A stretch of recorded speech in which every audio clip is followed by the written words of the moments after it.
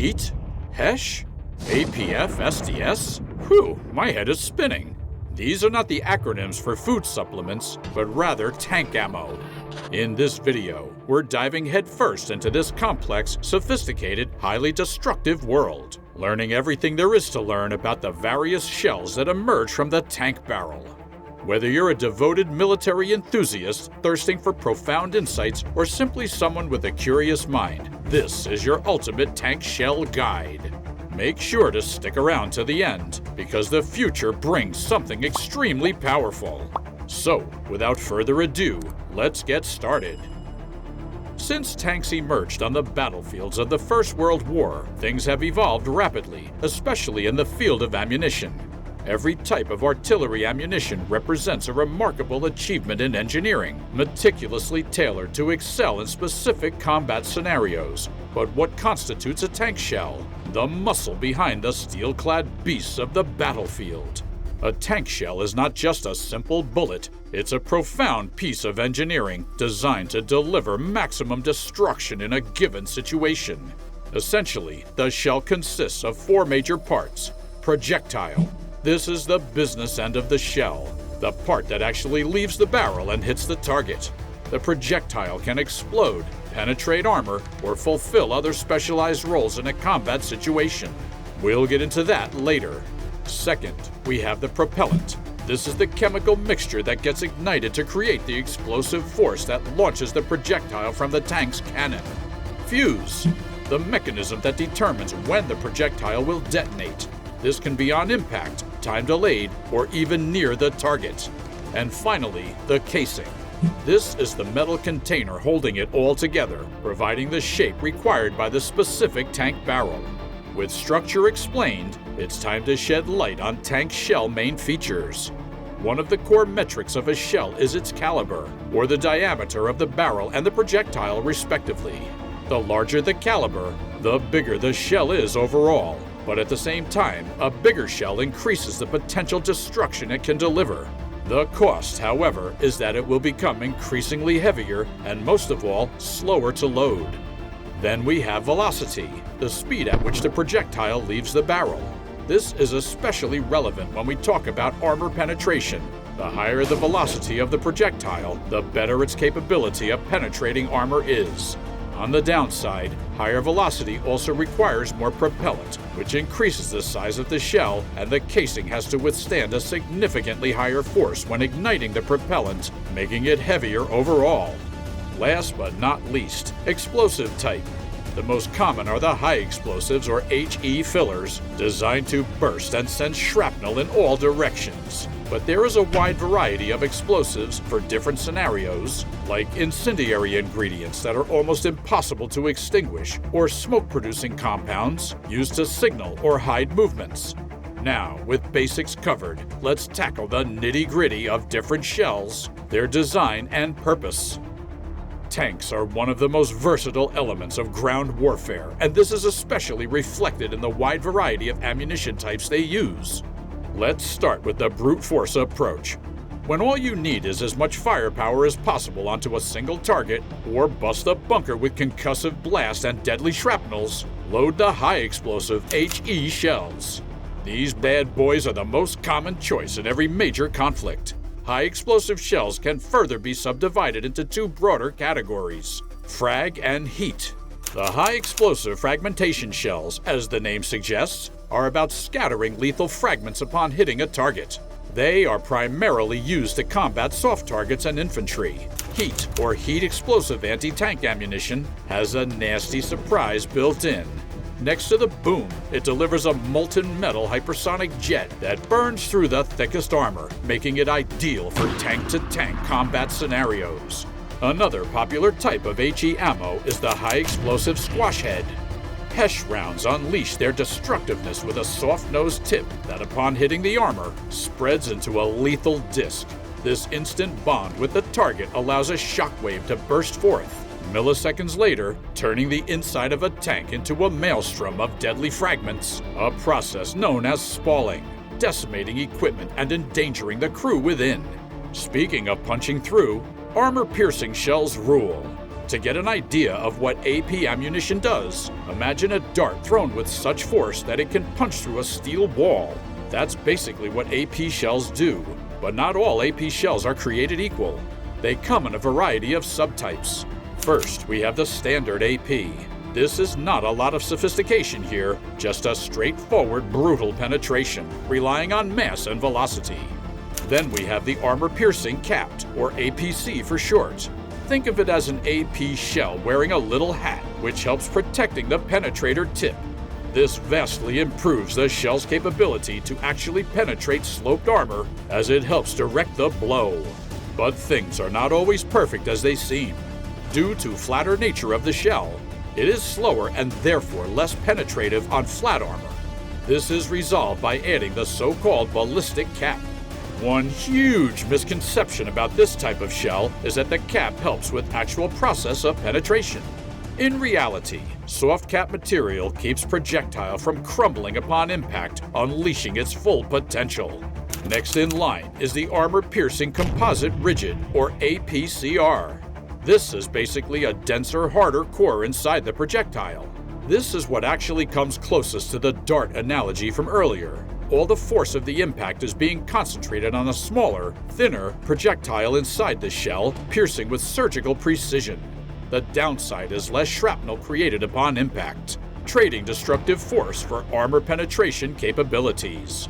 A further improvement on this design is the armor-piercing discarding sabot, APDS, which also contains a harder and denser core shaped to project as much power as possible onto a small surface, thus increasing the penetration capability. The major difference, besides the improvement in form, is that the outer parts of the projectile are discarded, using the power of a larger caliber to eject a smaller projectile. Both of these and the next type of shell very often use depleted uranium to achieve extreme hardness. There is a widespread misconception that depleted uranium shells can liquefy the crew of a tank. While the projectile creates so much shrapnel inside the tank that there is not much left of a crew afterwards, it's still not turning a human into liquid. And last on our list of armor-piercing ammunition is the armor-piercing fin-stabilized discarding sabot, APFSDS. This is the pinnacle of AP shell evolution. On top of the improvements mentioned in the previous types of shells, it adds fins for projectile stability, giving this type of shell outstanding accuracy and making it the sniper in the tank shell arsenal. This was also the ammunition used in a very specific incident in 1991. Following the invasion of Kuwait, led by Iraqi forces, international joint forces set out to liberate the country.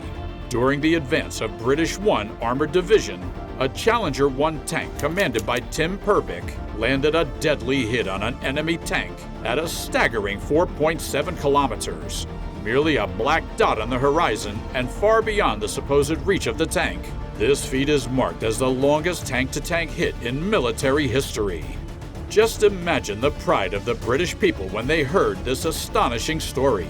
We are now slowly leaving the world of armor-piercing shells and getting into more specialized territory. While our next item on the list is not called armor-piercing, it serves the same purpose. Meat-shaped charge, the master of disaster. Upon contact with the target, a metal liner is deformed in a way that generates a focused jet of metal particles that shoot straight out at hypersonic speed and leaves armor no chance to survive. To top this off, we also have anti-tank guided missiles, ATGMs. Tanks aren't just about cannons anymore. With ATGMs, they've joined the Guided Missile Club. These shells are the smart ones in the group. They can be guided to their target, making them the heat-seeking missiles of ground forces, allowing the tank to remain a modern and invaluable force on today's battlegrounds. Followed by huge hype over the last decade, many military experts doubted their real effectiveness, but the testimony of a Russian soldier proves the point. Can it actually destroy a tank? Javelin burned through the tank a meter away from me. Javelin burned through the driver. He died on the spot.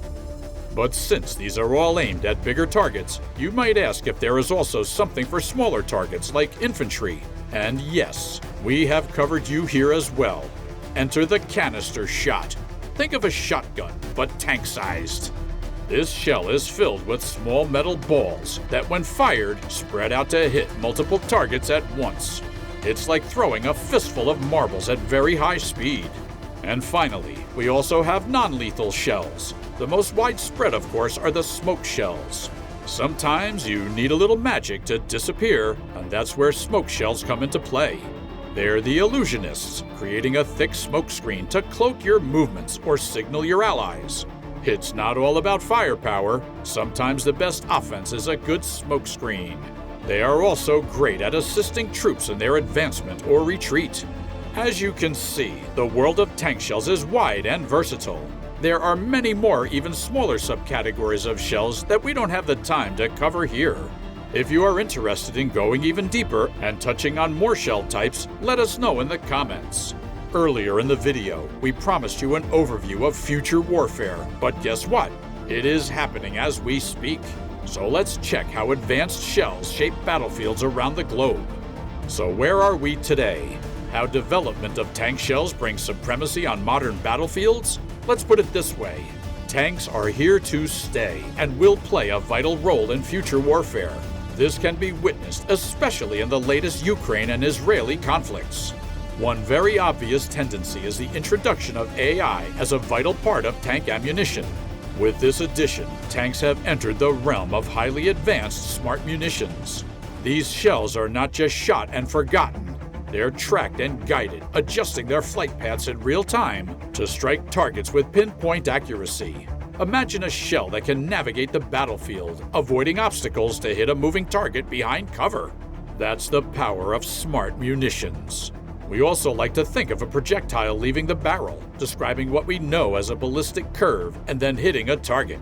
But things have come a long way. With programmable airburst rounds, we are able to shoot above a target and let shrapnel rain down on the target. Perfect for targets hiding behind cover or dug into trenches. These shells turn the sky into an ally, reaching where traditional rounds cannot. And then we also have the somewhat controversial type of electrochemical rounds, the ninja shells, if you will. They use electrical energy to propel the projectile, reducing the telltale blast of a tank and keeping the position well hidden. In the stealthy chess game of tank warfare, sometimes silence is the deadliest weapon. So, where are we now? Technology has not only made shells smarter, but has also made tanks themselves more efficient. Advanced sensors and computing power allow real-time analysis of battlefield conditions, meaning a tank can calculate the perfect type of shell to use and the precise moment to fire for maximum effect. This synergy between shell and steel is a dance of destruction. The evolution of tank shells mirrors the evolution of warfare itself, from simple metal projectiles to intelligent agents of chaos. Each advancement pushes the boundaries of what's possible on the battlefield. These modern marvels have transformed tanks from blunt instruments of war into surgical strikers, capable of accomplishments once considered on the realm of science fiction.